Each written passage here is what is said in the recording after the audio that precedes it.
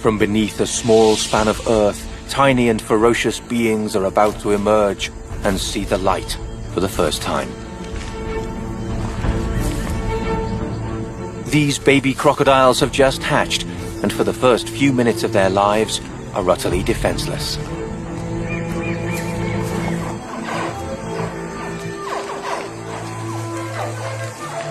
They waste no time in getting to the water, where they can hide among the vegetation. For a few years, small crocodiles only pose a threat to insects, amphibians, and small fish.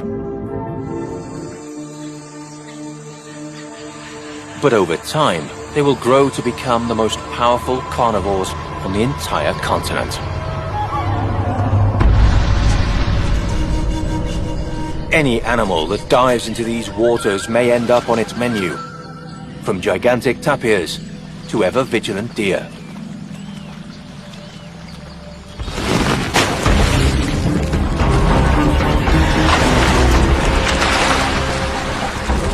A thirsty deer ends up paying dearly for a brief moment of recklessness.